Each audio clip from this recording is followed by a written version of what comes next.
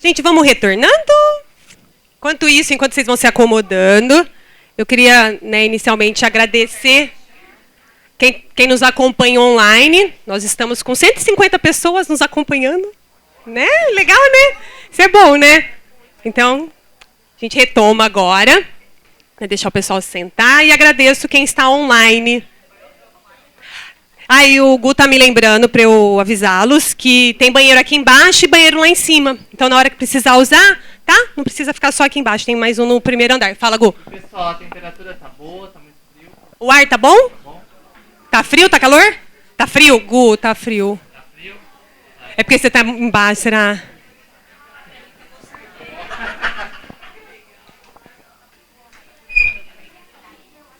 Aqui, ó.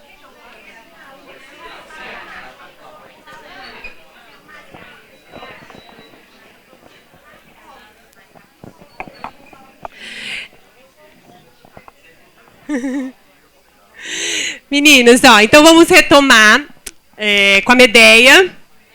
Só que agora a gente começa a trabalhar uma outra leitura, né, para a gente retomar um pouquinho, trazendo agora para a modernidade, né, que é a peça teatral que antes era um livro, chamado Gota d'Água, né, do Chico Buarque e do Paulo Pontes, né, que foi um livro escrito na década, né, de 70. Então é interessante a história desse livro, que na época ele teve várias partes que foram censuradas, né? Então eles tiveram que fazer um recorte do livro.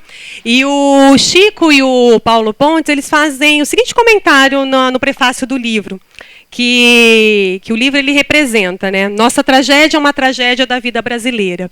Então ele vai fazer nessa peça teatral, né? Os autores vão fazer uma releitura da Medeia, né, do Eurípides, trazendo para o contexto brasileiro. Não sei se vocês já assistiram, já leram esse livro. Né, então ele vai trazer para o contexto brasileiro. Então todo o enredo da peça passa-se numa favela. Né? Então os personagens continuam sendo Jazão e a Medeia. Só que agora a gente não tem mais a Creusa, a gente tem a Alma, que é a filha do Creonte. Né? Então o Jazão ele vai ser o malandro compositor de samba, que é o que dá o nome ao livro, né? Então ele vai compor um samba Gota d'Água. Então vai ser um samba que vai fazer muito sucesso, né? E a Medeia é aquela mulher que acompanha o Jazão, que também abandona a família para ficar com o Jazão, tá? E aí, o que a gente vai começar agora? A gente vai escutar a música Gota d'Água do Chico, não sei se vocês a conhecem, né? A gente escutam de vez em quando. E eu quero que vocês tentam pensar um pouquinho como que a gente vê na música uma relação entre o eu e o outro, entre a Medeia e o Jazão. O que na música, né? Como que na música a gente pode perceber funcionar uma relação entre esses dois sujeitos, tá? Então vamos lá. Deixa eu pôr. Aqui. Ai, meu Deus. Espera. Eu vou abrir por aqui, que eu acho que fica mais fácil. Aqui. Deixa eu só falar, gente. Eu não trouxe na voz do Chico, eu trouxe na voz da Bibi Ferreira. Por quê? Primeiro que o eu lírico, né, da obra toda é a Medeia, né, assim que a gente tem. E foi a primeira a fazer a Medeia no teatro. Na primeira representação da peça na década de 70 foi com a Bibi Ferreira. Então por isso que eu quis trazer nesse eu lírico feminino cantando e não na voz do Chico, tá?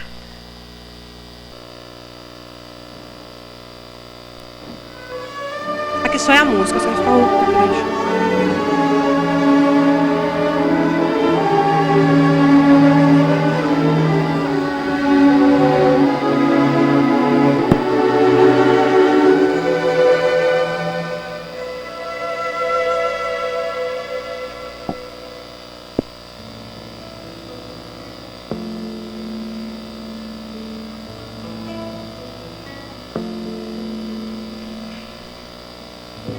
Já lhe dei meu corpo, minha alegria. Já estanquei meu sangue quando fervia. Olha a voz que me resta, olha a veia que salta, olha a gota que falta pro desfecho da festa por favor, deixa em paz meu coração,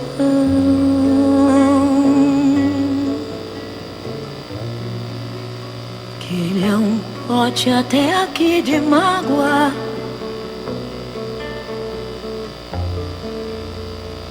E qualquer desatenção, faça não.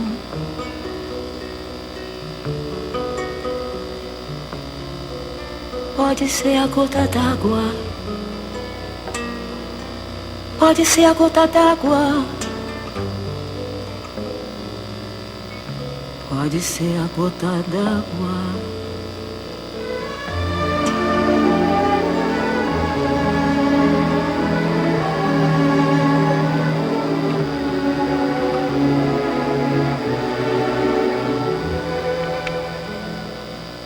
Já lhe dei meu corpo, minha alegria, já estanquei meu sangue quando fervia. Olha a voz que me resta, olha a veia que salta, olha a gota que falta no desfecho da festa. Por favor, deixa em paz meu coração,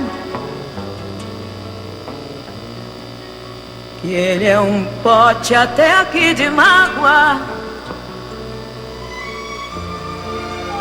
E qualquer desatenção, faça não.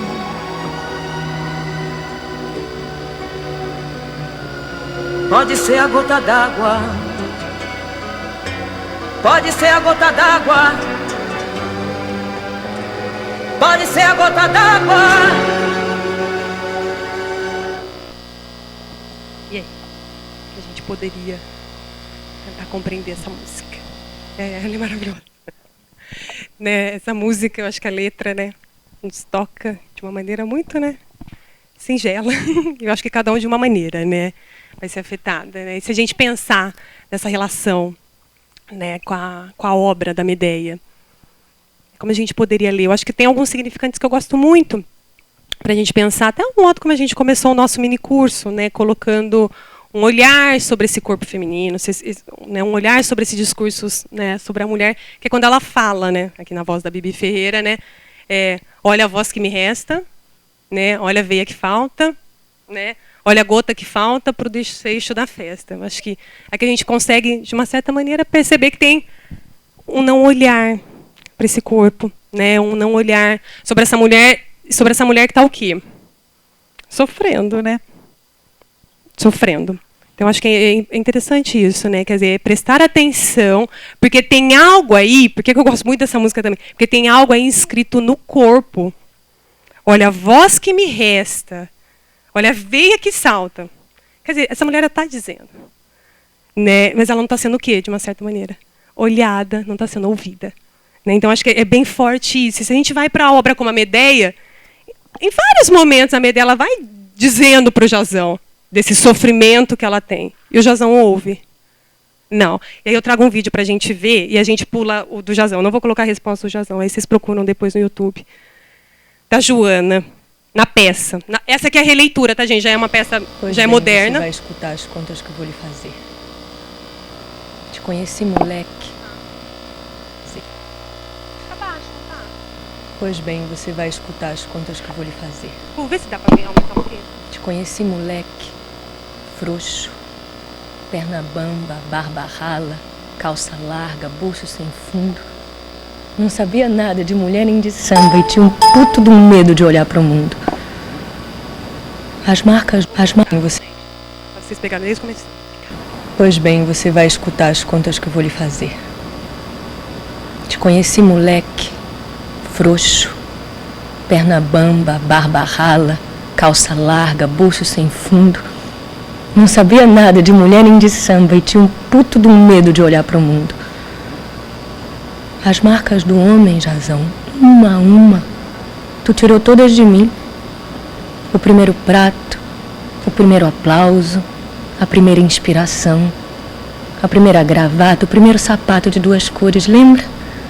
O primeiro cigarro, a primeira bebedeira, o primeiro filho, o primeiro violão, o primeiro sarro, o primeiro estribilho e o primeiro refrão. Te dei cada sinal do teu temperamento. Te dei matéria-prima para teu tutano. E mesmo essa ambição que neste momento se volta contra mim, eu te dei, por engano. Fui eu, Jazão. Você não se encontrou na rua, não? Você andava tonto quando eu te encontrei? Fabriquei energia que não era tua para iluminar uma estrada que eu te apontei. E foi assim, enfim, que eu vi nascer do nada uma alma ansiosa, faminta, buliçosa, uma alma de homem. Enquanto eu, enciumada dessa explosão, ao mesmo tempo eu, vaidosa, orgulhosa de ti, Jazão. Eu era feliz. Eu era feliz, Jazão. Feliz e iludida. Porque o que eu não imaginava, quando fiz dos meus anos a mais uma sobrevida para completar a vida que você não tinha, é que eu estava desperdiçando meu alento. Estava vestindo um boneco de farinha. Assim que bateu o primeiro pé de vento, assim que despontou um segundo horizonte, lá se foi meu homem orgulho, minha obra completa, lá se foi pro acervo de Creonte. Certo. O que eu não tenho, Creonte tem de sobra. Prestígio, posição. Seu samba vai tocar em tudo quanto é programa. Tenho certeza que gota d'água não vai parar de pingar de boca em boca. E em troca pela gentileza vais engolir a filha, aquela mosca morta, como engoliu os meus 10 anos. 10 anos. Esse é seu preço. Até que apareça uma outra porta que te leve direto pro inferno. Conheço a vida, rapaz. Só de ambição, sem amor, sua alma vai ficar torta, desgrenhada, aleijada, pestilenta. Aproveitador, aproveitador.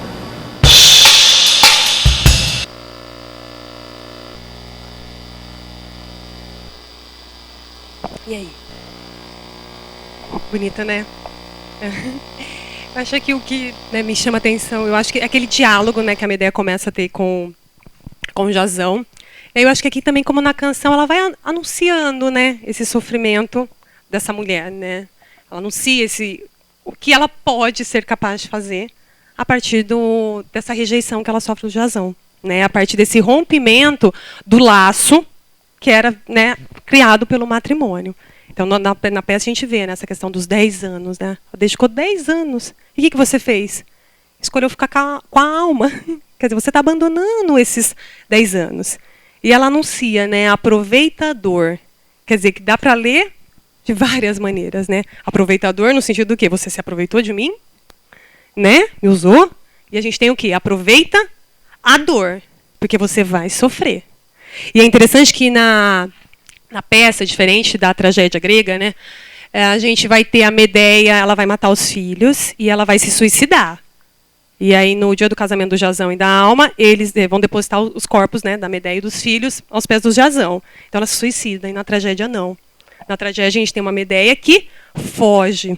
E eu esqueci de falar, que eu acho que é importante a gente pensar também um pouquinho, que tem uma versão da Medea, que é uma versão que não circula tanto, que na realidade não teria sido a Medea que matou os filhos, e sim os cidadãos de Coríntio.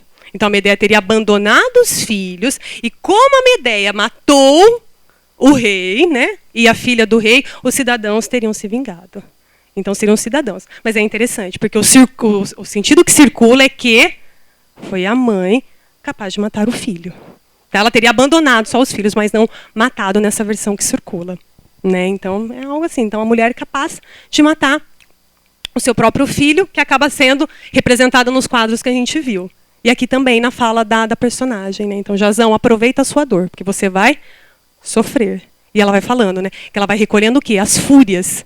Então é uma mulher que eu acho que aí, Mari, é legal para você que trabalha, né, nisso, no dia a dia. É isso. Vai recolhendo essas fúrias, e tem algumas que vão responder, às vezes, saindo só de casa, e tem outras que vão responder com atos mais desmedidos, às vezes. Né? Então, acho que é isso. A mulher ela vai escrevendo também, né, nos seus dizeres e no corpo. E aí, continuando, que a gente só está na antiguidade, a ideia é até chegar na contemporaneidade. Né, e nesse passo, outra figura que a gente tem, então a gente vai vendo que a Medeia já é aquela mulher o quê? A figura que a gente tem, a imagem da Medeia, aquela mulher má, capaz do quê? De matar os próprios filhos. Outra, né, outra história que a gente vai ter na antiguidade também, que vai circular muito, são as bacantes, né, outra imagem das mulheres, que são as mulheres bacantes. Então aqui a gente tem um quadro, Émile Lévy, e aqui, né, uma escultura, também, né, que é outro nome, Mênades, que são também das bacantes. O que eram as bacantes? As bacantes, elas vão representar, né, retratada, né, em algumas obras, como mulheres loucas. Tá? Por quê? Porque elas representam, de uma certa maneira, a subversão na ordem familiar, e elas representam um perigo para a sociedade, né, para a cidade, para a polis grega. Por quê? Elas ocupam duas posições. Ou elas são tecelãs, que se dedicam muito ao trabalho, e esquecem de fazer honrarias a Dionísio, né, ao deus Dionísio, ou elas são mulheres que fogem dos seus maridos, levando seus filhos, e vão juntos, né, nesse caminho de chegar até as montanhas para aproveitar, né, as suas vidas, elas matam seus filhos também. Então a gente teria o quê? Representado nas bacantes a imagem da mulher que subverte a sua ideologia, né, de culto ao Dionísio, e tem aquela mulher que subverte o quê? A questão da maternidade também. Então a gente tem duas obras que vai mostrando o quê? Que a mulher rompe, ela subverte pela maternidade também. E aí o que é interessante na obra nas bacantes? Porque vão ter outras mulheres que perseguirão as bacantes, né, nesse caminho que as mulheres fazem de fuga dos seus maridos, e matarão essas mulheres. Então a gente vê na obra uma representação de não sororidade também. Que são mulheres que tentam romper, né, com esse discurso que as interpelam, mas que sofrem violência de outras mulheres. Né? Então é interessante, tem um livro que chama História Ocidental das Mulheres. Eles vão colocar que esse mito ele mostra o perigo da ordem familiar por duas razões. Porque ele representa a obra despedaçada, então quer ser aquela mulher que só se dedica ao trabalho, então ela trabalha, então se não tem um final desse trabalho, e a maternidade despedaçada. Por quê? Porque tem mulheres que matam seus filhos. Tá bom? Então seria outro para a gente pensar. E outra imagem que a gente tem da mulher na antiguidade, né, outro texto que circula, é da Pandora. Né, vocês devem ter conhecer, né, a caixa de Pandora, que na caixa de Pandora a gente tinha o quê? As coisas boas, né, para a humanidade. Só que o que acontece? É interessante esse mito, que vai ser um mito meio que fundador também, que é uma obra do Jules Lefebvre. A Pandora era assim. Então, os deuses e os homens viviam muito bem, os homens estavam muito felizes, e os homens, na realidade, estavam quase chegando a se igualar aos deuses. Só que os deuses, eles ficam o quê? Não, né? O homem não pode se igualar a mim. E o que eles vão fazer? Deixa eu só falar o nome dos deuses. Os deuses, Atenas e Hefesto, eles vão criar a Pandora e vão dar de presente para o Epimeteu, que era o irmão do Prometeu. Tudo vai acontecer porque o Prometeu resolve roubar o fogo para dar para os homens. E aí os deuses vão ficar muito bravos. E para se vingar, o que eles fazem? Eles criam a Pandora e dão de presente pro Epimeteu. Sabendo que o Epimeteu ia se apaixonar pela Pandora, os deuses tramam. Né? Porque eles sabiam o quê? Que a Pandora, uma mulher bela, sedutora, ia seduzir o Epimeteu. E aí eles dão para a Pandora essa caixa de presente que continha o quê? As coisas ruins. Então, assim, e a Pandora ela não poderia jamais abrir essa caixa. Porque se ela abrisse essa caixa, todas as maldades se espalhariam pelo mundo humano. E aí o Epimeteu, e é interessante esses nomes, porque a gente tem o Prometeu, que é o avisado, e o Epimeteu, que é o desavisado. Porque o Prometeu, ele fala, não casa com a Pandora. Ela vai cometer alguma coisa errada. E ele não acredita e casa. Né? Então a gente tem essa questão do nome também marcada. E ele casa com a Pandora, o que a Pandora vai fazer com a caixa? Ela vai abrir a caixa. Que é interessante, qual que é a imagem que a gente tem hoje da mulher? Que a mulher não consegue guardar nenhum segredo. A culpa de todas as maldades, porque ela abre essa caixa, o que vai sair da caixa? As maldades humanas. Todas as maldades humanas. Então, quem é responsável pela maldade humana? A mulher. Né? Igual a gente já tinha no mito, né? No Adão e Eva também é isso. Né? Fala, tá? Bom dia, meu nome é Thaís, eu sou psicóloga.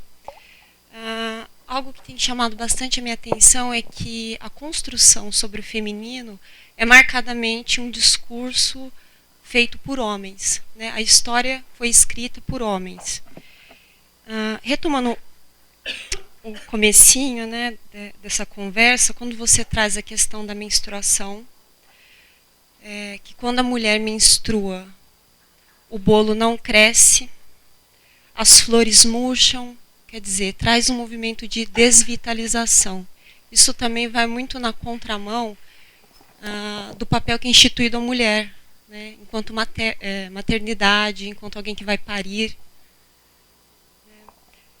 Então, eu acredito que venha daí essa hostilidade em relação à menstruação, porque ela marca que não houve uma fecundação.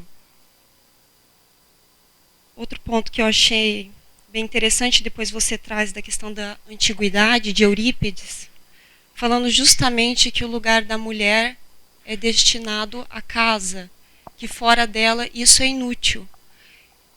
Quer dizer, a mulher ocupa um lugar de imanência, né? Ela não pode transcender como homem, né? Trabalhar, ter a curiosidade como Pandora teve, porque quando ela se arrisca, ela vai além, ela traz as desgraças, né? Então, acho ótimo isso, acho que é isso mesmo, tá? Né? Como que nos mitos a gente vai ter essa imagem, né, da mulher que tem que ser o quê? Comedida. Né? Se ela for capaz de atos atrozes, ela é uma mulher má, ela é uma mulher traiçoeira, ela tá ocupando um outro lugar. Né? Um outro lugar que não era esse que os filósofos diziam lá, né?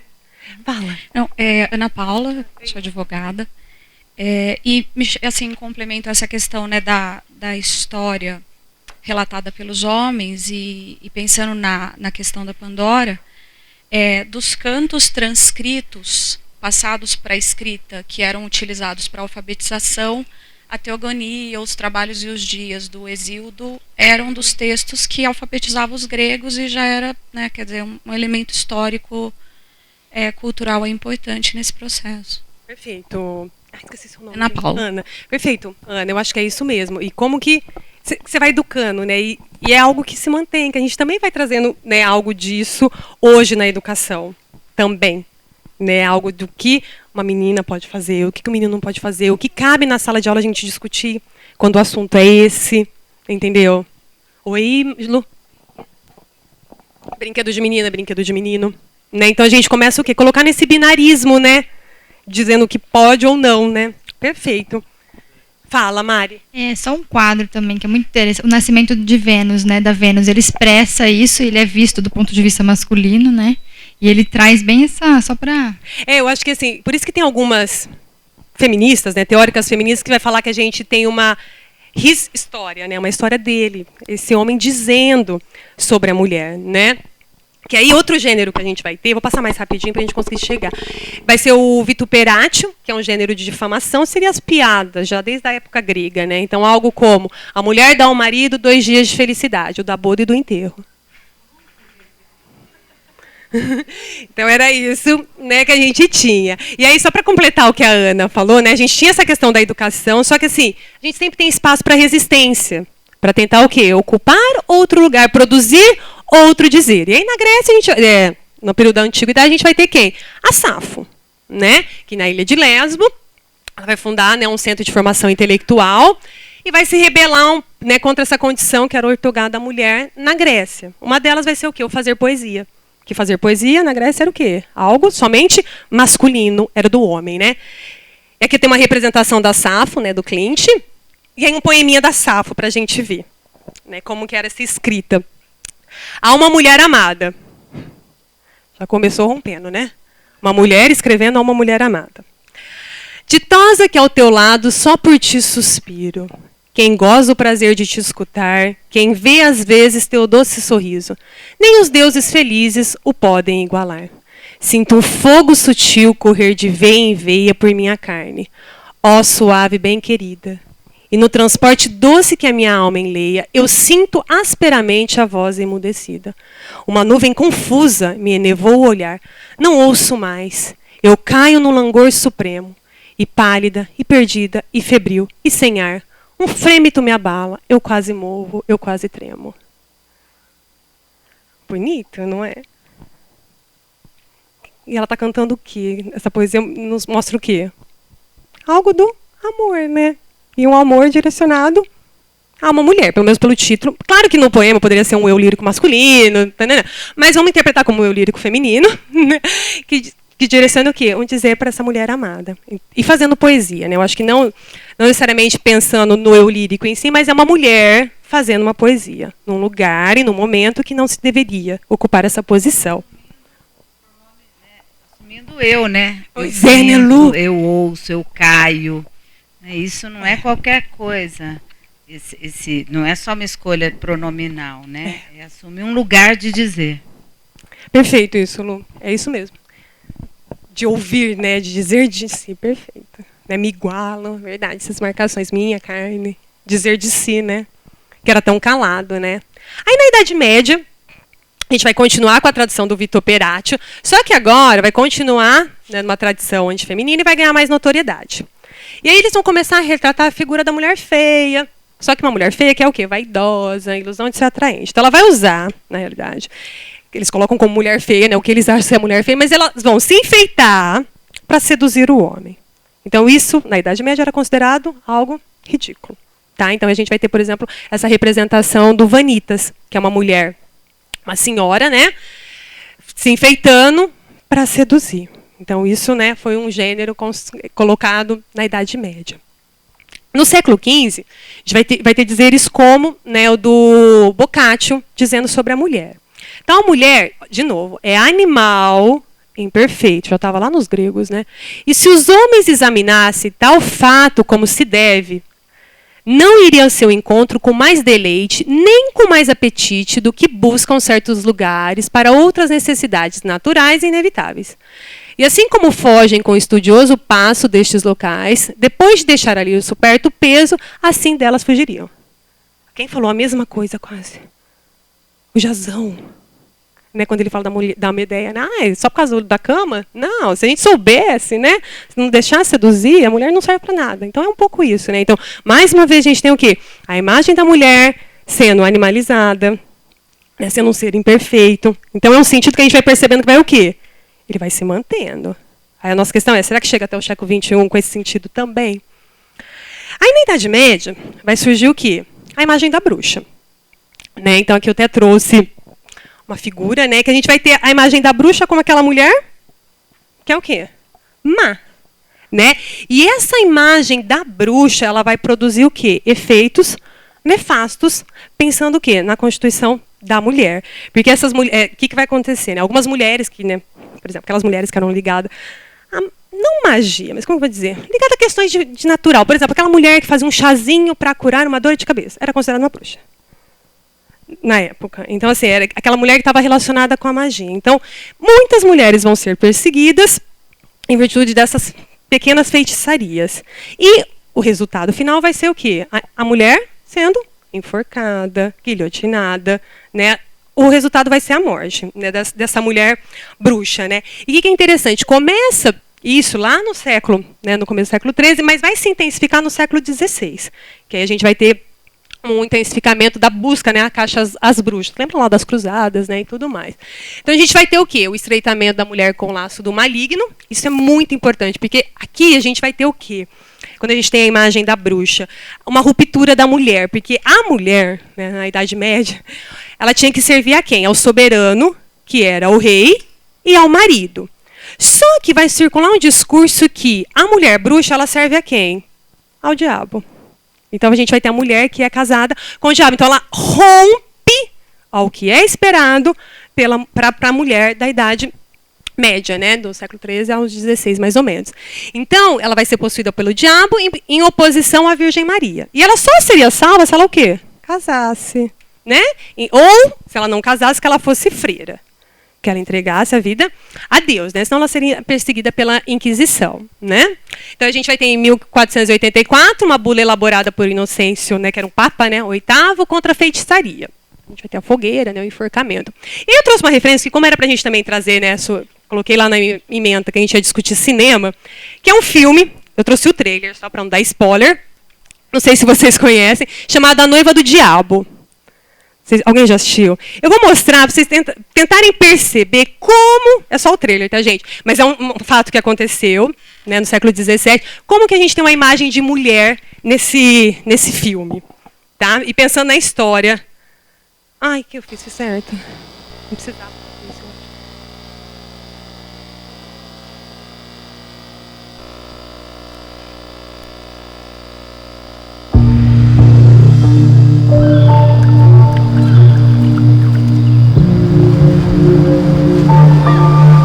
Näin unessa miehen, joka loisti auringonvalossa. Mutta Lovisa, kun se ei ollut mikään tavallinen uni, se oli merkki, se oli ennustus.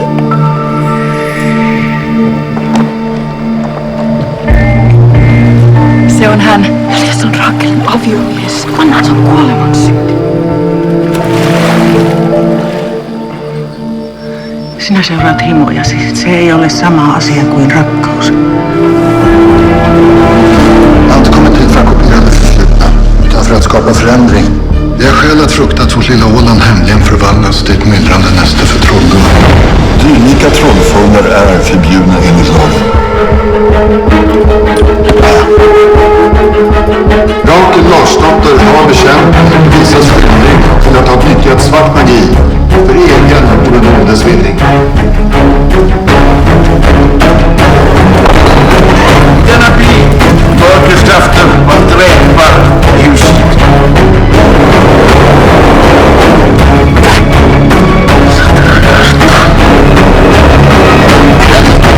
Vi har en rörelse, verktyg, att få fram sanningen.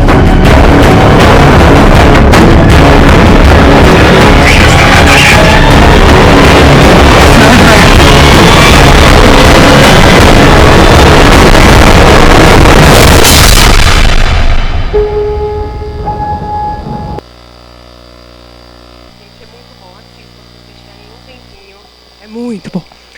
Eu achei muito bom. Aí vai de gosto, né? Mas o que a gente pode perceber no filme?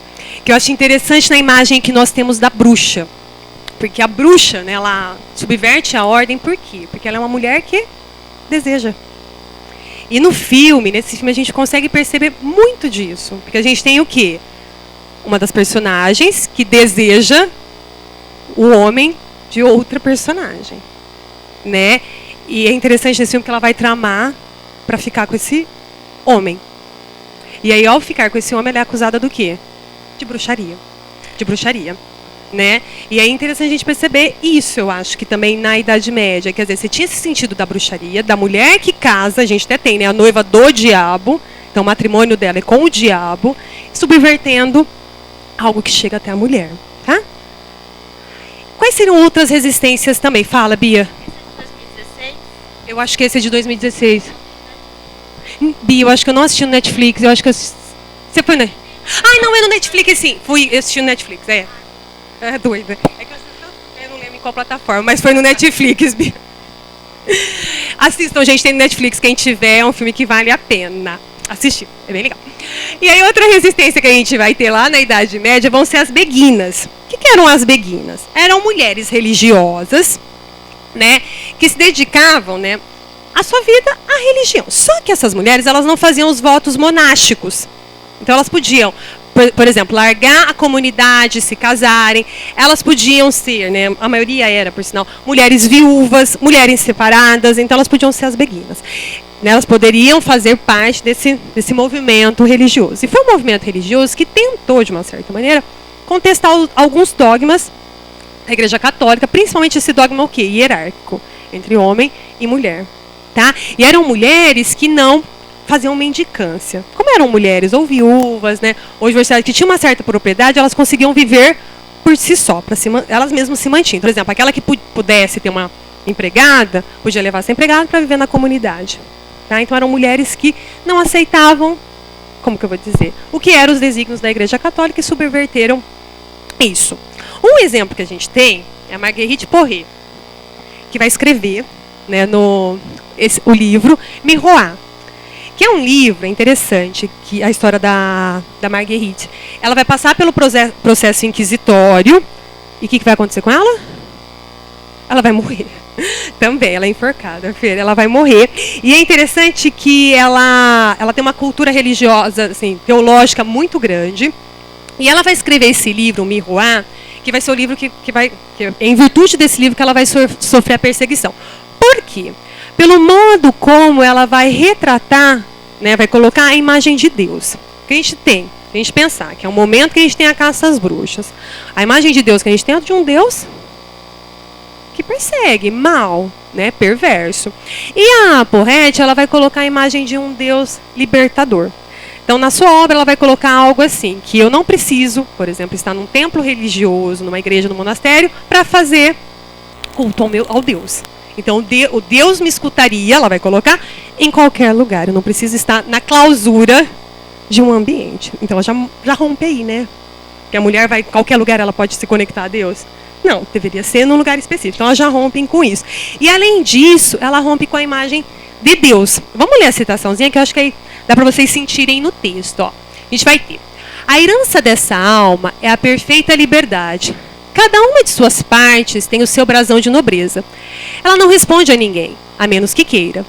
Se ele não é de sua linhagem, pois um nobre não se digna a responder a um vilão que o chama ou o convida ao campo de batalha. Portanto, quem chama uma tal alma não a encontra. Seus inimigos não conseguem dela nenhuma resposta.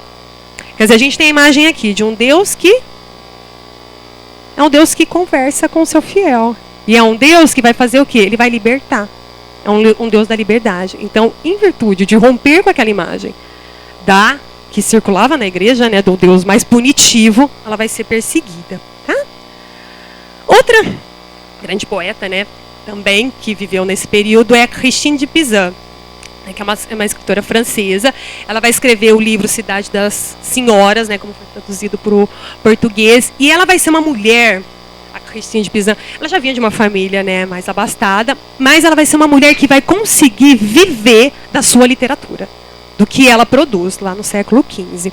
Tá? E ela vai participar, olha que interessante, ela vai ser a primeira mulher, né, de quem é conhecida a sua imersão na Querelle des Femmes, né, que era o debate literário e filosófico sobre o valor da mulher que se estendeu até o século XVIII.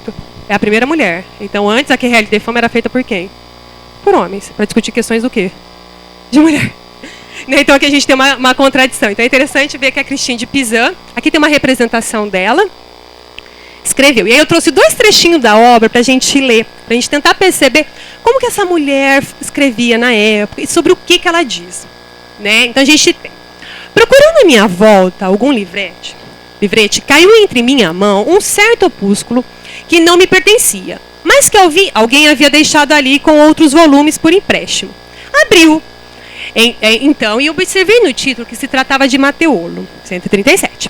Pus-me então a rir, pois não o havia lido antes, mas sabia que, entre outros livros, esse tinha reputação de falar bem das mulheres. Pensei então que, para me divertir um pouco, poderia percorrê-lo. Ela está sendo extremamente irônica. Né? Então a gente percebe que isso é falar bem das mulheres.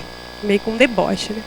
Pensei, pus-me a lê-lo. Avancei um pouco a leitura, mas o assunto... parecendo-me tão pouco agradável, aliás, para qualquer um que não se deleita com calúnias e sem contribuir em nada à edificação moral nem à virtude, considerando ainda a desonestidade da linguagem e dos temas por eles tratados.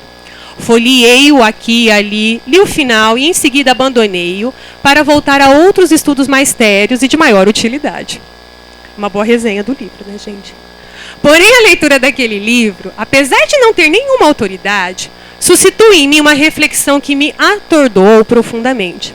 Perguntava-me quais poderiam ser as causas e os motivos que levavam tantos alguns homens, clérigos e outros, a maldizerem as mulheres e a condenarem suas condutas em palavras, tratados e escritos. Isso não é questão de 1 ou 2 homens, nem mesmo só deste Mateolo, a quem não citaria entre os sábios, pois seu livro não passa de gozação, pelo contrário, nenhum texto está totalmente isento disso. Filósofo, poetas e moralistas, e a lista poderia ser bem longa. Todos parecem falar com a mesma voz para chegar à conclusão de que a mulher é profundamente má e inclinada ao vício. Ai, lindo, né, gente? E pensar que ele escreveu no século XV. Não é mais forte ainda, né? Mostrando o quê? Há um discurso que coloca a mulher como má, né? E atrelada ao quê? Ao vício. E fazendo resistência a isso, né? Outra resistência que ela faz também é em relação ao Deus, porque ela era religiosa. Só que ela começa a questionar também um pouquinho isso. Ela coloca o seguinte, ó. Ah, Deus, como isso é possível? Como acreditar sem cair no erro que tua infinita sabedoria e perfeita bondade tinham podido criar alguma coisa que não fosse completamente boa? Não é verdade que criaste a mulher com um deliberado propósito? E desde então, não lhe deste todas as inclinações que gostaria que ela tivesse? Pois como seria possível teres te enganado? Quer dizer, Deus não se engana, né? No discurso dela. E, no entanto, eis tantas acusações graves, tantos decretos, julgamentos e condenações contra ela. Porque ela está pensando o quê? Naquele contexto já de perseguição, né, das caças às bruxas, né? Eu não consegui entender essa versão. Não, eu não consigo entender essa versão. E se é verdade, meu Deus, que tantas abominações abundam entre as mulheres, como muito afirmam, e como tu mesmo diz que o testemunho de vários garante a credibilidade, por que não deveria pesar que tudo isso seja verdade? Que pena, meu Deus. Porque não me fizeste nascer homem para que minhas inclinações estivessem a teu serviço, para que em nada me enganasse, para que eu tivesse essa grande perfeição que os homens dizem ter.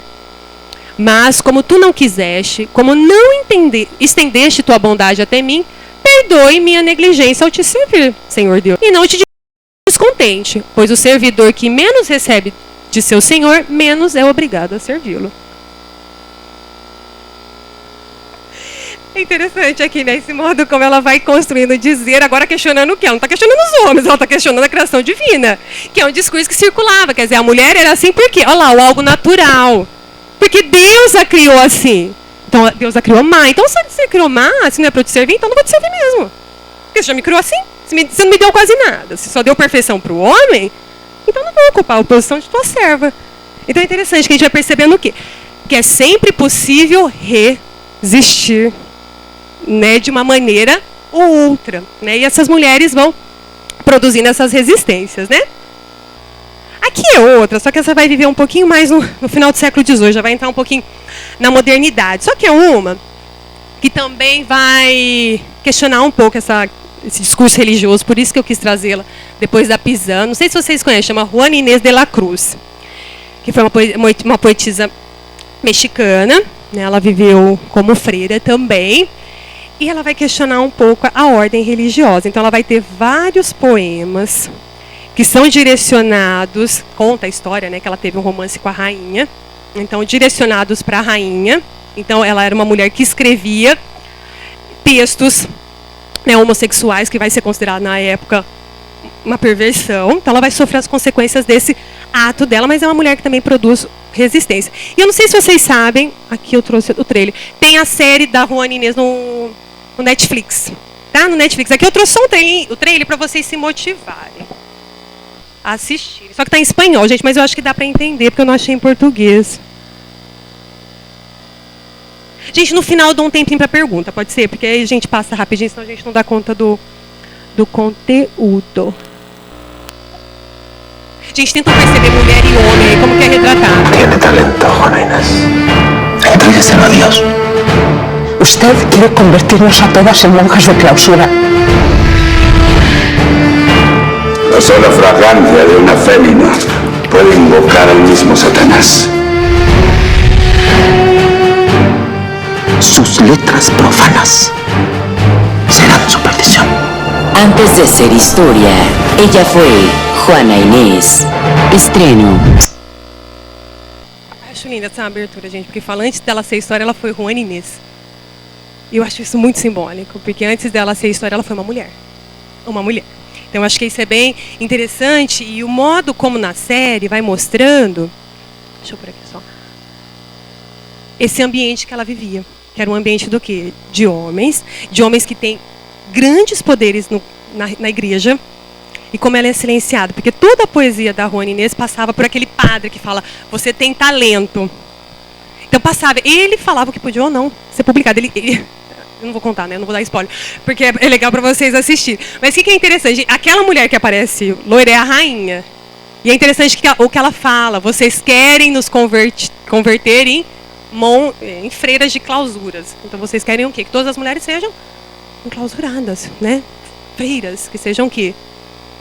Censuradas, castas, silenciadas. Né? Então acho que vale a pena, se vocês tiverem um tempinho, outra série. Acho que tem 12 episódios, gente, dá para assistir num dia. De 12 horas. Vocês nunca maratonaram série, gente? Série eu assisto assim, maratonando série. Antes de ter filho, né, Lu? E tem uma frase dela que eu gosto muito, que ela diz o seguinte, ó, na série retoma essa fala. Calar não é não ter o que dizer, mas não caber nas vozes o que muito há para falar. Eu acho maravilhosa, porque eu acho que retoma o que a gente começou no minicurso, né? Quer dizer, há um silenciamento da mulher. E não quer dizer que essa mulher que está lá silenciada, ela não tem algo a dizer. Às vezes não cabe o que ela tem a dizer. Então esse silenciamento é significativo, né? Então, acho bonito isso. Aí na Renascença, alguém já tinha colocado, acho que a Thaísa, né? Tá, que falou da Renascença. É Thaís, né? Que tinha falado da Renascença. A gente vai mudar um pouco. Então lá na Idade Média, a mulher como maligno, né? Como feia. Na Renascença a gente vai ter o quê? A mulher como belo sexo. Então vamos começar a trazer o quê? A estética superior do feminino. Então a mulher vai ser retratada como bela. Só que não é qualquer beleza. Beleza angelical da mulher, né? E aí vai surgir no século XVI um estilo literário chamado os brasões. O que são os brasões? São textos, né, poéticos que eles vão exaltar alguma parte do corpo feminino. E a gente vai ter textos como esse. A Bela Teta, do Clermont Marot. Vamos ver o que é a Bela Teta, na palavra do poeta. Teta mais branca do que um ovo. Teta de cetim, branco e novo. Teta que faz inveja rosa, e mais do que tudo é formosa. Teta dura, nem teta assim, pequena bola de marfim, bem no meio da qual aflora, rubra uma cereja ou amora. Que aposto com vossa mercê, ninguém apalpa, ninguém vê. Teta de bico, cor de sangue, teta que tem de langue, e indo ou voltando não balança. Quer em corrida, quer em dança. Teta esquerda, pequenina, sempre distante da vizinha. Teta que dás fiel imagem do restante da personagem. Quem te vê, que tentação de te conter dentro da mão e comprimir-te e apalpar-te. Mas é melhor deixar-te de artes e não fazer, pois prevejo que lhe viria outro desejo. Teu bom tamanho não engana. Teta madura que dás ganas. Teta que um só anelo expressa. Casai comigo bem depressa. Teta que inclina e quer ir além do corpete que ora detém. Ó, felizardo quem te encher de leite para te fazer, de ti que és teta de donzela, teta de mulher plena e bela. É um poema que circulava no século XVI. E aí o que a gente tem? Esse corpo da mulher. Ele está só descrevendo a teta, gente. Os seios. Não, ele está falando do quê? Do prazer de ver esses seios, né? E essa coisa assim da mulher que também quer o quê, gente? Casar. Então o desejo dessa mulher é casar. Então assim, ela seduz o homem. Né? Ela seduz o homem usando o quê? O seu corpo. As tetas, isso mesmo. As tetas. Outro, ó. Do Hugo de Flois. Belos são com efeitos os seios, que se realçam um pouco e são modificados túmidos, contidos, mas não comprimidos. Docemente presos, sem que ondeiem liberdade. E é ótimo isso, né, gente? Porque lá no movimento feminista da década de 60, 70, a gente vai ter o quê? Queimar as sutiãs simbolicamente para romper o quê? Com esse discurso, né? Que tá lá o corpo o quê? Uma erotização do corpo feminino, né? A erotização dos seios da mulher. Que nesses poemas a gente vê o quê? Isso. Então é um corpo que dá prazer. Oi, Fer? É objeto de desejo. Né? Aí que a gente vai ter, né, representações da Vênus também, né? Então a mulher bela, angelical, que tá o quê? Dormindo. Para ser o quê? Observada. Né? Oi, Edna. E a mulher objeto de desejo? Ser objetificada? Eu acho que como objeto de desejo ela sempre foi, Ed. Mas eu acho que assim, a gente vai ter alguns discursos que vão começar a ressaltar outras características dela. Que vai ser essa característica do quê? Da beleza do corpo feminino. Porque eu acho que até um modo de romper com a Idade Média, né? Que o corpo era tão maligno, aquela imagem de um corpo feio. Né? Então começa a mostrar que tem um outro sentido ali naquele corpo inscrito. Né? Porque eu não sei se a gente poderia afirmar algo assim, que essa objetificação começa na Renascença. Tá? Mas a gente vê o quê? Uma circulação de um discurso que vai colocar em evidência esse corpo belo. Né? E esse corpo belo como retratado nas obras. Tá? Então, que a gente tem outra, né? Vênus ao espelho. Esse quadro é muito interessante. A gente tem uma história deles que contam que, no início do movimento sufragista, uma feminista conseguiu entrar no museu e rasgou o quadro. Então, é um quadro que está todo estilhaçado. Né? É interessante. Né? Um movimento que estilhaça um quadro que representa o quê? Uma mulher, que está lá o quê? Se observando. Olha lá o anjinho também. Então, aquela imagem da mulher bela como angelical. Né? Aí, na Reforma, a gente vai ter o quê? Não mais essa mulher como anjo, mais um retrato da mulher ligada mais a traços do quê? Do cotidiano. Né? Ligada ao lar, né? Vamos dizer assim. Então, a gente vai ter, por exemplo, a representação da leiteira. Então, que a gente já tem o quê? Uma mulher numa atividade cotidiana. Né? Aí, no século XVIII, para a gente passar rapidinho, a gente vai ter o quê? A Revolução Francesa. E é interessante que a gente vai ter o quê? Milhares de mulheres que vão entrar na luta, vão empunhar armas, em busca do quê? De direitos também iguais aos homens. Uma dessas mulheres... aqui a gente tem a liberdade, né? Guiando o povo, do Eugène Delacroix. Então, aqui a gente tem, né, a figura da mulher levando o povo para a liberdade, né?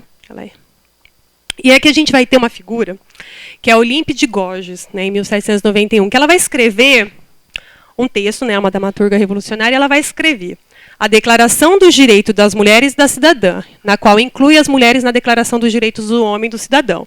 Então, se ela vai escrever, é porque na Declaração dos Homens e do Cidadão, a mulher não estava inclusa. Ela não estava. Então, tem um outro texto precisando o quê? Olha lá, gente, a gente já está falando do século XVIII. Lá nos gregos, a mulher não era cidadã, século XVIII. Também não era. Mesmo ela estando onde? Lá na manifestação, empunhando armas. Lutando por quê? Por esses direitos, né? Aqui eu trouxe uma capinha da foto dela, né, da Eugène de Gouges. Aqui uma página da declaração, né, dos direitos da mulher e da cidadã, né? E aí a gente tem um dado interessante, que ela vai ser guilhotinada. Né, e é interessante que, ao ser guilhotinada, também, de uma certa maneira, é mostrar o lugar que é da mulher. Né? Mesmo ela tendo lutado na Revolução Francesa, os direitos tão pedidos não é a ela atendido. Né? Então, as mulheres elas voltam o quê? Ao domínio do lar. Elas ocuparam a rua para lutar, mas depois elas retornam. Tá bom? E aí a gente vai ter o século XIX, né? A passagem do século XVIII para o século XIX, e a gente vai começar o quê? A ter as configurações familiares muito mais fortes. Não que a gente não tivesse, mas aqui a gente vai começar a ver o quê? A circulação de dizeres, né, de discursos, que vão pensar nessa configuração familiar. E a gente vai ter o quê? A família nuclear e o lar burguês, isso é importante, como tributários de uma criação de uma memória acerca da feminilidade que ainda hoje circula na nossa sociedade. E aí a Maria Rita Kell, que é uma psicanalista, ela vai falar o seguinte, que a criação dessa família nuclear, então, e uma família nuclear pensando no casamento entre homem e mulher e seus filhos, né? Dentro desse lar burguês, ela promove o quê? O casamento não entre a mulher e o marido, mas entre a mulher e o lar. Então, a Maria Rita Kell vai colocar. E esse casamento da mulher com o lar é para sustentar a virilidade do homem burguês. Então, esse homem burguês ele estaria na rua, trabalhando, né? E essa mulher estaria onde? No lar, casada com o lar. Né? E isso faz parte do quê? Do que é da noção de família que vai começar a circular a partir do século XIX. A gente vai ter, vou ler esse slide que legal. A identificação das mulheres a essas funções foi fruto de diversas produções discursivas que passaram a interpelá-las para que fosse constituída uma subjetividade feminina e sua realidade fosse aceita, percebida e experimentada, como única, ser tida como natural, normal e politicamente correta. Então, o espaço de circulação da mulher ficava assim, circunscrito ao espaço privado, ou seja, do portão de casa para dentro, fora da arena pública do dizer. Né? Então, casamento com o lar.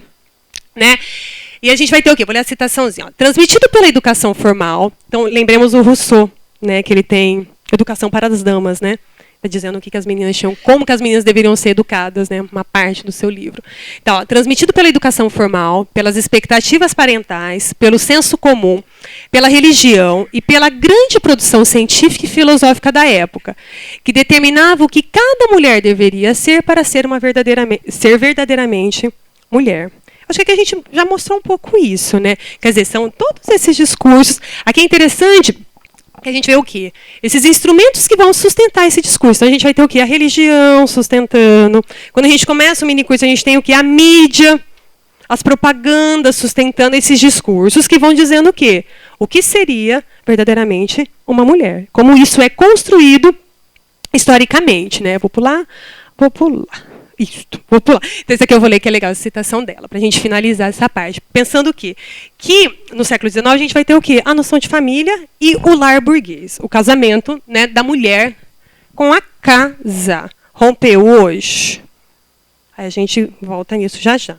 Então, a gente vai ter o quê? Ó, a ideia de que as mulheres formariam um conjunto de sujeitos definidos a partir de sua natureza, de novo, né? Ou seja, da anatomia e suas vicissitudes. Aparece nesse discurso em aparente contradição com outra ideia bastante corrente de que a natureza feminina precisaria ser domada pela sociedade e pela educação, para que as mulheres pudessem cumprir o destino ao qual estariam naturalmente designadas. Isso não é só no século XIX, né? A gente vê desde a antiguidade, né? Que é algo natural, algo da mulher, né? Então, a feminilidade aparece aqui como um conjunto de atributos próprios a todas as mulheres, em função das particularidades de seus corpos e de sua capacidade procriadora. A partir daí, atribui-se às mulheres um pendor definido para ocupar um único lugar social, a família e o espaço doméstico, a partir do qual se traça o único destino para todas, a maternidade, a fim de melhor corresponder ao que se espera delas, que é, ao mesmo tempo, sua única vocação natural. Pede que se ostente as virtudes próprias da feminilidade. O recato, a docilidade, uma receptividade passiva em relação aos desejos e a necessidade dos homens, e a seguir dos filhos. Então, a mulher que vai ficar encarcerada no lar. E ela deve ser como? Bela, recatada e do lar. Mudou, século XXI? Não, mesmo a gente tendo tido o quê? Os movimentos feministas, que tentaram mudar uma concepção, né? E emanciparam, né, de emancipação jurídica e política, né, que a gente vai ter na mídia algo assim, né? Século XXI, Marcela Temer, como, né, uma matéria, né, da revista Veja, e algo assim, né? Bela, recatada e do lar. A quase primeira-dama, que na época não tinha tido, né, o impeachment, trajado de, né, o golpe, né, trajado de impeachment, né, dizia o quê? A quase primeira-dama, Marcela Temer, 43 anos mais jovens que o marido, aparece pouco. Gosta de vestidos na altura do joelho e sonha em ter mais um filho com o vice. Aí no interior da reportagem a gente tinha o quê? Mulher de sorte, foi seu primeiro namorado, ainda quer ter uma menininha. Marcela é uma vice-primeira-dama do lar. Tem tudo para se tornar a nossa Grace Kelly. Coitada, né? Que a Grace Kelly sofreu muito, né? Pela escolha. Marcela sempre chamou a atenção pela beleza, mas sempre foi recatada. Ela gosta de vestido até os joelhos e cores claras. Michel Temer é um homem de sorte. Fala, Lu.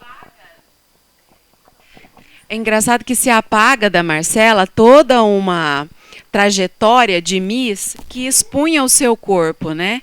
Então, constrói-se a bela recatada do lar em oposição, esse silenciamento de que, mas sempre foi recatada. Não, querido, não foi. Né? Não é essa. Eu tinha outra coisa para falar também, mas eu esqueci, daqui a pouco eu lembro. Mas a gente percebe o quê? Fala, tá, o Gus, você leva, tá? Uma outra questão que me chama muito a atenção é a Marcela não se diz a idade dela, mas ela é 43 anos mais jovem que o Temer. Ou seja, há também uma relação muito forte da questão da beleza com a jovialidade, né? Então, quem é belo é jovem. E até estava me lembrando daquela outra imagem que você disse, que você mostrou, da senhora que se veste para seduzir, porque ela é feia. Então, a jovem é bonita, a velha é feia. Mais ainda de atributos para seduzir, né? Fala, tá. Esse discurso bem século XIX, né? Porque existe uma obra que foi o marco do realismo, que é a Madame Bovary. E existe uma crítica que fala que a personagem principal, ela é vendida uma imagem de que o casamento vai ser super legal, e ela chega no casamento e percebe que não é tudo aquilo. E é o momento que ela procura traição, porque ela sente que falta algo naquele casamento, naquela casa, que é esse discurso aí que é vendido para as famílias. Aí agora que você trouxe o discurso da família constituinte, o patriarcalismo, né? Então acaba contrapondo, né, século XIX com o século XXI, né? Achei bem interessante. É interessante, né? Tá. No blog a gente até fez uma postagem sobre isso, trazendo uma cena do Pecados Íntimos, que a personagem ela vai falar, tem a roda de leitura, né? Eles estão lendo Madame Bovary. E aí ela fala que ela considerava Madame Bovary uma feminista. E ela até brinca, fala assim, minha professora de literatura ia achar que não, tal, nem poderia dizer isso, tal. E aí ela coloca que, para ela, a Emma, né, Bovary era uma feminista, por quê? Porque ela desejou ter um outro homem, ela escolheu trair o marido. Então ela deixou se levar pelo desejo de romper com aquele casamento daquele jeito. Só que a gente tem o fim trágico, né? Quer dizer, romper de que maneira? Né? E a gente tem outra obra, por exemplo, Ana Karenina, que também vai na mesma direção. Quer dizer, são mulheres belas que casam e acham que vão ser felizes no casamento. Não são felizes no casamento, traem os seus maridos, e o final é o quê, gente? De novo, trágico. Né? Oita. Pois é escrito por... Mas então, né, eu acho que daria até uma pesquisa interessante. Né? Será que talvez, na posição de mulher, escreveria de outra maneira também? Né? Se a gente pensar que tem alguns romances que, mesmo sendo uma mulher escrevendo, né, também veicula esse discurso. Né? Mas eu acho que é bem isso que você mostrou, né? E que a Lu também comentou. Quer dizer, como ainda coloca o quê? Algo da beleza, algo que estava lá no século XIX. Quer dizer, e não só isso, está dizendo o quê? O lugar que a mulher deve ocupar no século XXI. Porque a gente tinha o quê, gente? Era um pouco antes do golpe. A gente tinha a presidenta Dilma, legitimamente eleita, ocupando seu cargo.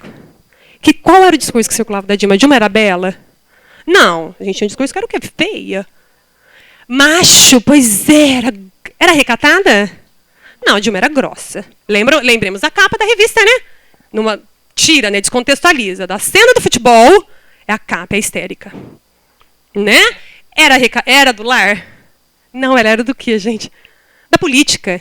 Né? Então, assim, a mulher pode ocupar a posição de presidenta? Não. O Brasil tolera o quê? O primeira-damismo, nem sei se existe essa palavra, mas né, a mulher ser primeira-dama. E de preferência o quê? Bela e recatada do lar. Fala, Gu. Não aceita nem o presidenta, né? Não, e pois é, né, Gu? Nem presidenta aceita. Linguisticamente, né? Você sabe que quando você colocou aquela cena do Pecados Íntimos, aí eu fui assistir, aí eu tava relembrando o filme e tal, mas me veio novamente algumas aulas de literatura do ensino médio, que tinha um colega que... Eu lembro que quando a gente discutiu o Madame Bovary, e também a gente fez uma outra discussão sobre o Primo Basílio e também sobre Dom Casmurro, ele sempre qualificava tanto a Luísa, quanto a Capitu, quanto a Emma Bovary como puta. Elas são putas. Não, mas não... Bom, a Capitu traiu... Não, ela traiu, é certeza que ela traiu, porque ela é mulher. Então esse é um enunciado que é repetido e muitas vezes retoma e tudo mais e circula. E no filme, no trecho, a personagem que está em diálogo lá com a Kate Winslet fala, né? Não, mas ela foi burra, porque como ela achou que um homem daquele ia largar tudo para ficar com ela, né? E a Kate Winslet fala, não, eu acho que poderia largar. Ela tá vivendo aquilo naquele momento. Né? Ótimo isso, Gu. Eu acho que tem muito isso na literatura, né, Gu? A imagem da mulher, né, principalmente nos clássicos, né, do século XIX, né? A gente tem essa, né, e o trabalho da Karen, né, mostra bem isso, né, que tem analisado a Capitu, né, numa comparação com a Marcha das Vadias também, né? Mas que aí a Karen mostra, né, que em alguns momentos a Capitu, ela é aquela mulher que existe. Né, que tipo, aí a questão da traição é o menos importante, né, mas sim como ela vai resistindo a esse discurso que tenta colocar o quê? Ela no lar, encarcerá-la, né? Vamos mais um pouquinho. Aí a gente vai ter o quê? As resistências nas redes sociais. Eu tenho certeza que vocês viram isso, várias, né? Tentando ressignificar isso que a gente vive no século XXI. Nada contra quem escolhe ficar no lar, tá, gente? Não é isso. Não estou valorizando, né? Não é juízo de valor. Mas assim, como que tentam, né, colocar em outro lugar, né? Então aqui a gente tem a Marina Ginesta, né, que ela participou da Revolução Espanhola, então a mulher que pega nas armas, né, não é do lar, né, faz parte da Revolução. A gente tem outra, né, Bela e Recatada do lar. E aqui é interessante que nesses dois o enunciado se mantém. A ruptura está por meio da imagem da mulher, que são mulheres que participaram de movimentos anarquistas, né? Aí a gente aqui começa o quê? Perceber deslocamentos no enunciado, né? Então a gente tem a figura da Bela Gil, né? E traz toda a memória. Quem é a Bela Gil? Uma mulher que tem um programa de culinária que propõe sempre o quê? Substituição das coisas para a gente ter uma vida o quê, gente? Mais saudável, melhor, não é? Então, vamos ver, ó. Você pode substituir Bela, Recatada e do lar por Bela, empoderada e participante da vida pública, por exemplo. É uma ótima substituição para uma vida mais saudável, né? Que seria... Oi? Não, mas isso aqui que eu acho legal, porque em todas... Assim, a gente fez até, eu e a Lucília fizemos um artigo sobre o Bela e Recatada do lar. Dificilmente, a gente acho que não encontrou nenhuma, né, Lu, que o Bela desloca não aparecesse, porque eu acho que aí também é um modo de brincar com o Bela, porque o Bela não está necessariamente atrelado ao quê? Ao físico, aquele padrão do que eu considero Bela, mas é o quê? Você está lutando, você está ocupando...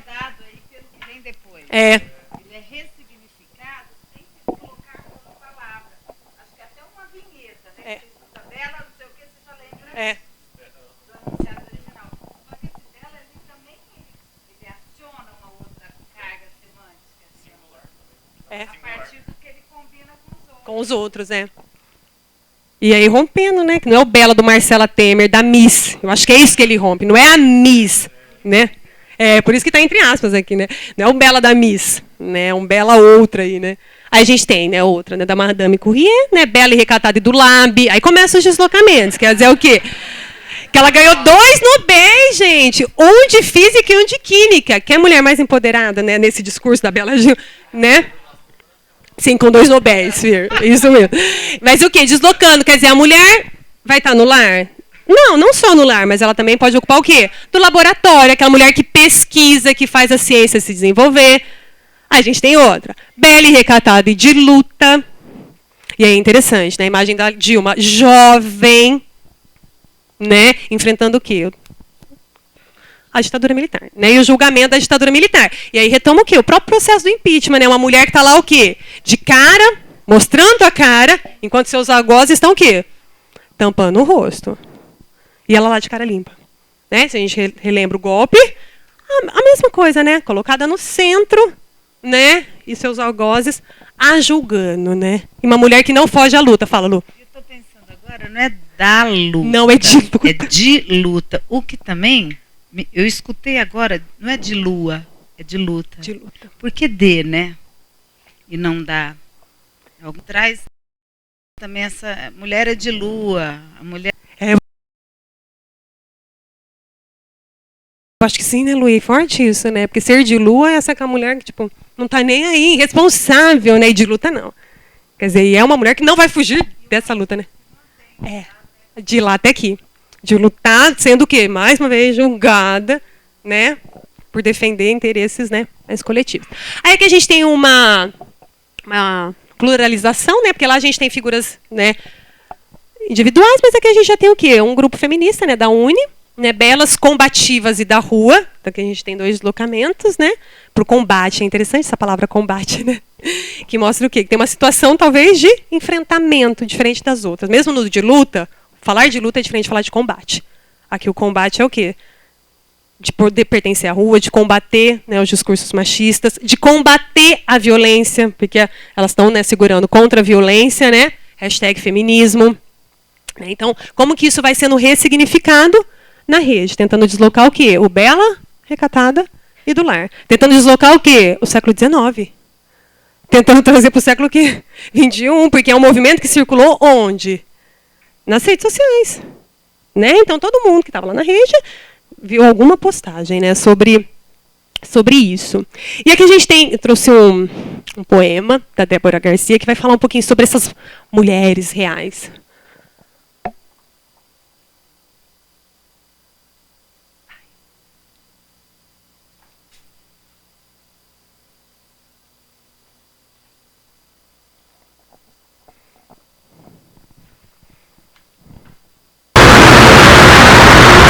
Difícil engolir, duro acreditar.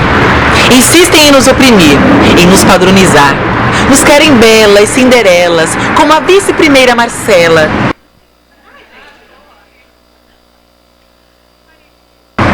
Pois vivem a temer o feminismo renascer. Somos belas, das ruas, e não vivemos a sonhar com um príncipe encantado que virá nos acordar. Já estamos acordadas, com os olhos bem abertos. Veja, estamos à mesa, tomando nossas cervejas. O beijo é bem-vindo, sempre que consentido, e que o toque desentoquem as feras que nos engolem. Aqui é quente, faz calor, então da nossa frente saia. Vamos passar de shortinhos, arrastando nossas sandálias. Usamos cores vibrantes, como o beijo dos amantes, sem medo de ser vulgar. Vulgaridade é não gozar. Esse recato é um desacato a nós mulheres reais, pois a sociedade sempre nos exige mais. Mais, mais e mais. Quanto tempo mais suportaremos essa imprensa fascista impondo comportamentos? O lar nem sempre é doce. Às vezes ele não existe. Construímos as nossas moradas com o punho, sempre em riste.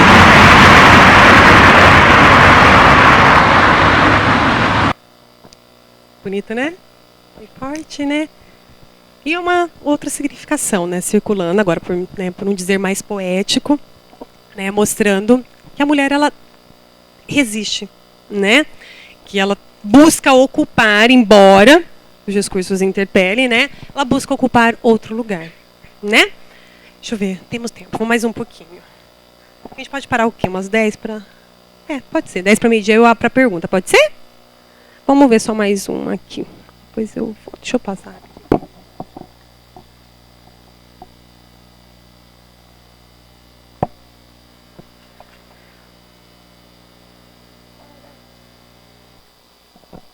Que eu quero trazer para a gente analisar um pouquinho, que foge um pouco dessa discursividade do belo e recatado e do lar, mas que também diz algo sobre a mulher. Né? O modo como a mídia, né? Porque no poema da Débora, ela fala um pouco do modo da mídia, né? Ela até fala dessa mídia fascista, né? Que nos interpela com o discurso. Tanana. Então, para a gente ver como que a mídia fala sobre a mulher. Né? Então, trouxe alguns recortes, não sei se vocês vão lembrar do caso da Cláudia, né? Que recebeu um tiro da polícia, né? A polícia assassinou essa mulher e depois ela foi arrastada pelo camburão. Né? E aí o modo como a mídia retrata essa mulher. Né? Então, a gente está falando de uma mulher negra, uma mulher pobre, uma mulher que vivia na favela, né? E aí a mídia coloca assim: acharam que ela era bandida, disse filha de arrastada. Estava com perna em carne viva, diz amigo de mulher arrastada. Cabral diz esperar que PMs que arrastaram mulher sejam expulsos. Protesto em Madureira, no Rio, fecha a rua após moradora morrer em tiroteio. Mulher arrastada temia que filhos fossem confundidos com traficantes. Moradores fecham via após enterro de arrastada. Mulher arrastada. Enterro de arrastada. PM determina a prisão de 3 policiais que socorreram vítimas de tiroteio no Morro da Congonha. Socorreram. Não quero esse socorro, né? E aí, o que a gente vê aqui? Totalmente. Ela não tem nome. Né? A gente não tem algo que a singulariza, né? Pode falar. Não, na verdade, aí você está colocando esse fato, né? Mas estava até comentei com a Mariana aqui. Falei, gente, a Marcela Temer ela já está sofrendo bullying da sociedade, né? Porque é tudo bela, recatada e do lar. Mas eu fico pensando que hoje todas nós temos condições de ir atrás do que nós queremos. E talvez fosse esse o futuro, né? Ser bela, do jeito que ela é, recatada e do lar, né? Ou seja, ela é casada com Michel Temer. Será que não era isso que ela tanto almejou na vida? Nós estamos aqui hoje, ou seja, nós temos esse empoderamento, vamos dizer, de estar aqui, conversar e falar, eu não sou a favor disso, não sou a favor daquilo. Eu não sou a favor de radicalismo, né? Então, ela é uma pessoa despersonificada já. Porque hoje ela é a primeira dama, mulher do Michel Temer, né? Tudo bem, mas será que ela quis isso? Eu acho que ela quis, né? É a minha posição. Eu achei interessante isso que você trouxe. Esqueci seu nome. É Natália, desculpa, não falei. Você falou, né, Nath, eu acho. Nath, eu acho que tem algo interessante de você, o que você colocou da Marcela Temer, de estar assim, como esse dizer colou. Acho que colou na Marcela Temer, de alguém bela, recatada e do lar. Eu acho que, de uma certa maneira, você tem algo aí que apaga, talvez, outros sentidos dela, né? Porque talvez sim, eu acho que aí volta um pouco o que eu falei para a Mari, né? Não teria como a gente avaliar esse desejo da Marcela, né? Isso eu acho que tá no divã só, né? Mas eu acho que tem isso sim, de algo assim, que tentam fazer com que circula algo que, de uma certa maneira, eu não sei se despersonaliza, mas algo que talvez generaliza um tipo de comportamento dela, como se ela só se resumisse aquilo também. Ela não é condizente mais com a mulher do século XXI. Não. Né? Então, eu acho que foi isso que chocou a sociedade. Provavelmente, isso não foi o olhar de um homem, né? Foi o olhar de uma mulher. Então, ela se sentiu chocada com aquilo. E eu acho interessante. E ela deu voz a isso. Não sei se vocês... Foi ótimo isso que você trouxe agora, Nath, porque essa questão do... Chocou porque as mulheres do século XXI, a gente não se vê nesse enunciado. Porque a gente está aqui hoje discutindo sobre isso. Então foi um enunciado que, de uma certa maneira, violentou a gente também. E aí eu achei interessante você colocar isso, que é um dizer sobre a mulher do século XXI. Não sei se vocês viram a nova música do Chico, Tua Cantiga. Super! Pois é, não sei se vocês viram as críticas de inúmeras de mulheres, movimento, falando o quê? Não, mas que mulher é essa que o Chico está falando? Que vai aceitar que o cara vai ficar, né, é um cara casado, que vai trair a mulher para ficar com ela? Não, não é essa mulher, não é esse cara que a gente quer. Ele fala assim, acho que é algo de salvar essa mulher. Não, mas não é? Não, gente, não quer que ninguém salve a gente. Eu acho que tem isso hoje, que eu acho que vai um pouco o que a Sô tinha falado. Da jornalista preservar também, para não mostrar que ela estava a favor do produto do Perfect, né? Que eu acho que é isso, quer dizer, você vai ter dizeres circulando na sociedade que, de uma certa maneira, retomam, por isso do funcionamento da memória. Por isso que eu quis trazer o percurso histórico, porque retoma o século XIX. Só que, hoje, as condições de produção são outras. Então, esse discurso que chegam até a gente não desce tranquilamente. E, às vezes, nem desce. Às vezes a gente, sei lá, vomita de volta com tudo isso que a gente vê nessas postagens, né? Por quê? Porque talvez não seja essa mulher do século XXI, só que é também essa mulher do século XXI. Entendeu? Por quê? Porque a gente não vê, por exemplo, já que a gente estava falando da ordem do desejo, a gente não vê, por exemplo, a Marcela Temer se pronunciar. Quer dizer, ela não diz o que ela quer, porque ela podia, sei lá, vai para a página pessoal dela e falar algo. Não. Então, assim, de uma certa maneira, ela vai ocupando essa posição, talvez pelo querer mesmo, e ela vai ocupando essa posição do recato, da docilidade, que já não é mais a mulher do século XX, a mulher, né? Entre aspas. Porque o que a gente não para pensar é realmente na personalidade dela. Será que ela é uma pessoa tímida?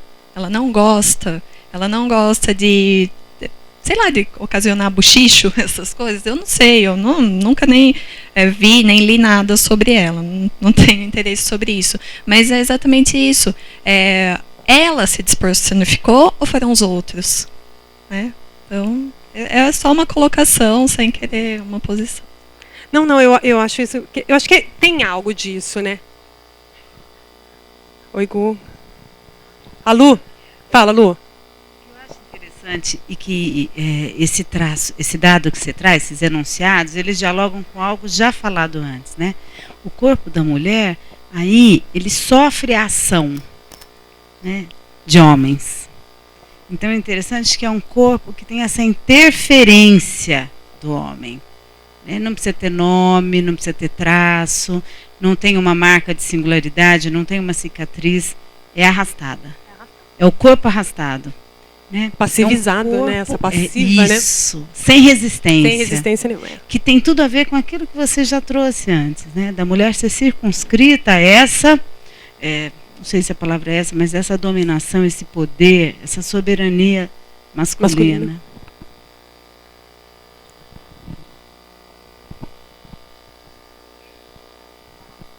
Ai, horrível. Clara. Eu queria fazer um comentário só porque eu pensei muito no que vocês duas falaram e me tocou de certa forma no momento que você mostrou o slide do Bela Recatada do Lar, que tinha a revista, né? Porque deu uma impressão do sistema todo ser tão perverso a ponto da gente ridicularizar a mulher.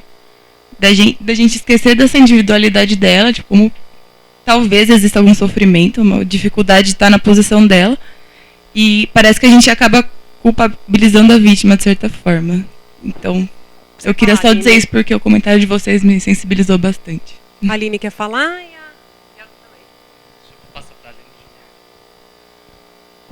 Não, que fala, Aline? Oi, bom dia.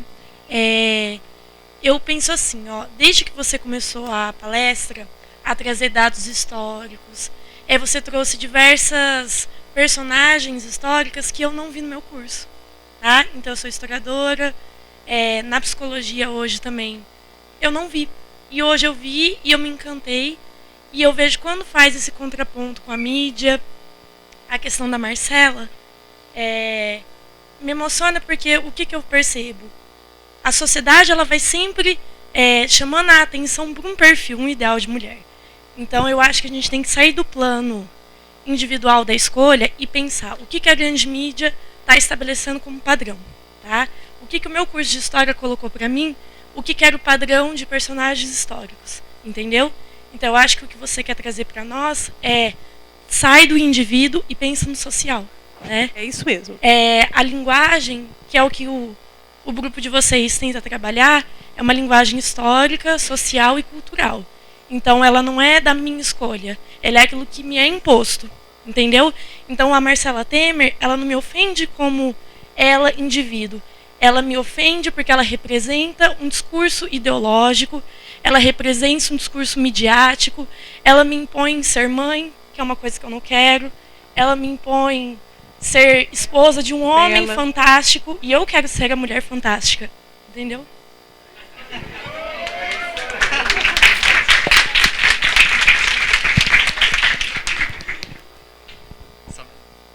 A Lu? É a sua?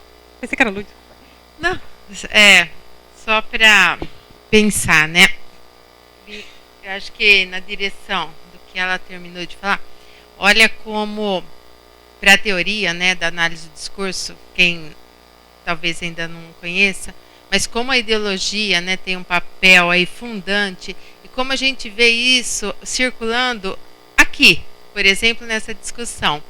Como ficou esse discurso dominante sobre a Marcela, sobre o que é ser bela, recatada e do lar, sobre todas essas questões, acaba sendo predominante e a gente está quase que silenciando essa discussão da mulher arrastada, porque ela acaba tendo menos visibilidade e só focando nessa questão. Então, quer dizer, essa mulher nem tem nome. Na segunda notícia ali, nem mulher, até o termo mulher é silenciado. Então, para mim, isso é tão forte, tão assustador, que ela não precisa mais nem ser mulher, ela é uma arrastada, enterro de arrastada.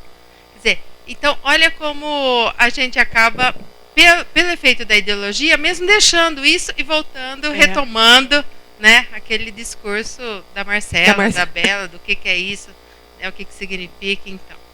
Lindo isso, eu acho que é bem isso, né? E o funcionamento, né? De que mulher é essa, quer dizer, que mulher arrastada era essa, né? E aí você fala do silenciamento, eu acho que tem algo aí também da mulher negra, né? É a mulher negra que eu estou silenciando.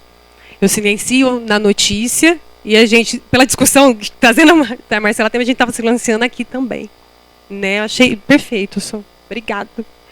Eu vou tentar ser breve, mas a ideia que ela falou que nos dias de hoje, eu não sei se eu entendi errado, a mulher ela consegue ir atrás do que ela quer, mas qual mulher do século XXI a gente está falando? Quem são as referências, Perfeito. né? Então, não existe, dependendo de qual referência a gente fala, não existe esse diálogo interno de o que eu sou, né? O que eu quero. Uma coisa que me chocou muito, uma conversa íntima com a minha avó, ela dizendo hoje, não, mas eu poderia ter um orgasmo, né? Tipo, oi? Né? Então, é muito diferente de qual ponto de vista a gente está falando. Eu acho que a gente está falando de um lugar nosso, muito nosso. Porque a gente também não tem como falar do lugar do outro, né? Mas assim, a gente está falando da nossa posição. Então talvez para nós tenha sido muito fácil mesmo. Fazer, sei lá, né? Certas escolhas, ocupar certas posições, papéis, né? Tudo. Fer, você quer falar?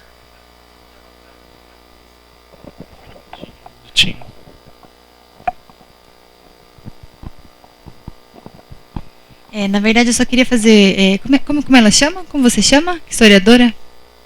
Jéssica, então, quando você falava, eu fiquei lembrando aqui, porque na verdade, assim, quando eu falei da questão do creme vaginal lá, era muito para dizer, inclusive, dessa opressão. Por exemplo, quando a gente atende mulheres chefes de tráfico, e aí eu acho que eu dialogo muito com essa ideia de que a gente apaga a mulher negra porque a gente apaga mesmo, né? Nesse discurso midiático, quando a gente trabalha com as mulheres que chefiam o tráfico de droga, que geralmente são negras, né? Estão numa posição, assim, apesar da questão da pobreza em relação à questão econômica, porque elas ganham um dinheiro que circula muito, né? Não fica com elas e nem pode, né? Mas elas chefiam posições e elas também sofrem opressão dentro desse sistema, tráfico de drogas. Mesmo que muitas tenham cargos importantes, mas elas são sempre a mulher de alguém, né? Então é a mulher do traficante, é a mulher do chefe, ou é a irmã do... Porque elas têm umas denominações, né? Então, na verdade, quando, assim, só para também esclarecer, porque eu compactuo muito com essa visão histórica, né? E entendo que quando a gente individualiza uma situação, é lógico, porque eu parto muito de como, né? Ela mesma falou do meu ponto de vista como assistente social, mas é isso, né? A gente traz essa generalização da ideia da mulher, ela impacta muito isso nas relações e nas relações de tráfico, porque as mulheres que chefiam o tráfico de drogas, elas conseguem fazer com que aquilo circule de uma forma que, quando chega o processo e elas são presas, elas são muito mais condenadas, porque não é só a mulher traficante, é a mãe que deixou seus filhos para cuidar do tráfico, e blá blá blá, e toda aquela história. Então, acho que que eu acho que é isso, né? Acho que é bem importante isso.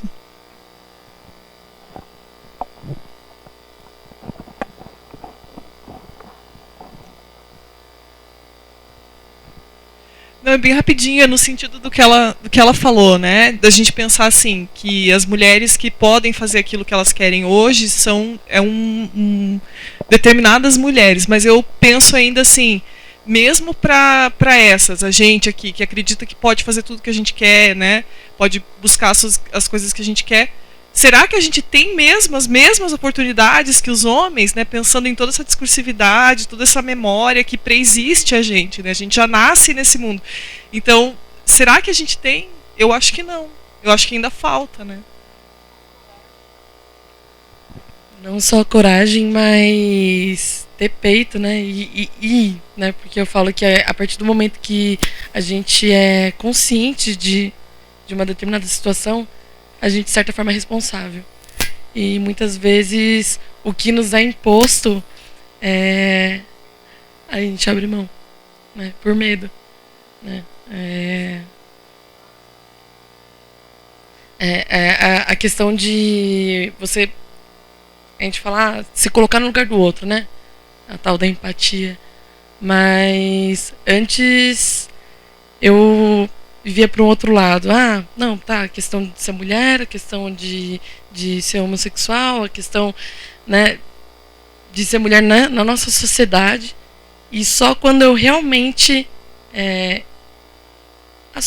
aceitei o meu papel, né, que são vários, né, de todas nós. Aí você começa a sentir o quão você é discriminado, né? E aí você fala, gente, que... Acho que quando a gente começa a parar para perceber esses discursos, acho que a nossa posição é essa, né? A gente começa a se afetar por isso, né? Porque tem inúmeras mulheres que não se afetam. Uma né? frase que me... Porque o funcionamento da ideologia é esse, né, Fer? É o quê? É ser interpelado e você se identificar. Que a gente está ocupando uma outra posição. De contra-identificar aí. Né? De não aceitar esse discurso que vai, né, nos chegando. Nesse ano eu vi uma peça que eu aconselho, né, todos verem, que é Mulheres em Tom Tempestades. E tem uma frase que diz muito, né? Quantos silêncios cabem... Não, quantos gritos cabem no seu silêncio? Acho que vai na direção da Juana Inês, né? Quer dizer, do que tem dito no calar, né? Mais uma, Lu, e a gente vai pro almoço? Mais uma pergunta, a gente mais... Que hora? É meio-dia, né? Pra gente almoçar, né? Bom, só para complementar em relação às oportunidades que a gente estava citando, tem um livro da Berenice Bento que chama Reinvenção do Corpo, que ela mesma cita que a partir do momento que o médico está na barriga da mãe fazendo a ultrassom e ele diz é um garoto, já estabelece uma série de expectativas em relação àquela criança que ainda nem nasceu, entendeu? E tipo, eu particularmente senti muito o peso dessa troca de oportunidades, porque a transição, ela é um momento em que as pessoas olham para você e pensam, né? Algumas delas até dizem, quando elas pensam que tem uma intimidade maior com você. Mas você realmente está abdicando desses direitos sociais que você nasceu com para poder realizar essa transição?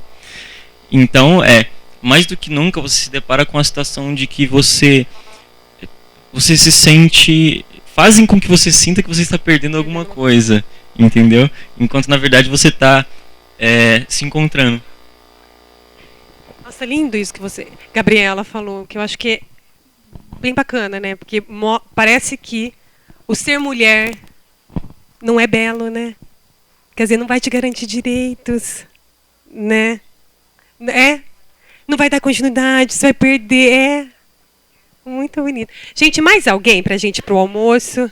Ai, desculpa, Thaís. O que me chama a atenção também é a questão do posicionamento da mulher em relação a esse discurso que vem do homem. Então, da mesma maneira que existem muitas mulheres que resistem a ele, existem também aquelas que insistem. Há pouco tempo eu recebi num grupo do WhatsApp de uma mulher muito instruída e ela escreveu assim, que mulher gostava de dinheiro. E eu respondi da seguinte maneira: realmente, mulher gosta muito de dinheiro, assim como o homem. Por isso ela acorda cedo, trabalha e ganha o seu.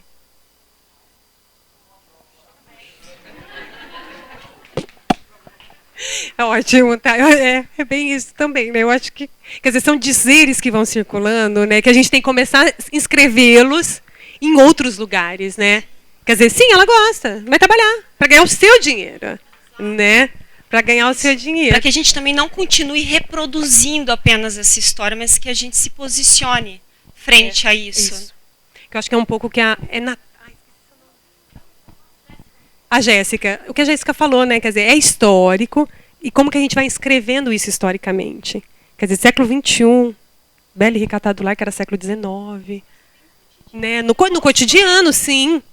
Né, nessa tua resposta, é um gesto no cotidiano de resistência, né?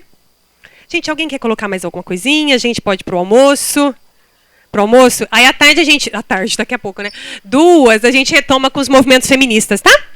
Falando um pouquinho. Obrigada. Até já. Gente, a uma a gente volta. Volta um pouquinho antes. 2 a gente começa. Mas 20 para as 2, 15 para as 2.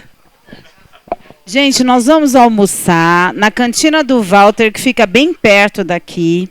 Se quiserem, e quem quiser ir conosco, tem indicação dos dos monitores e a gente vai almoçar todos juntos, tá bom? Até 15 para as 2. Pode deixar as coisas aqui.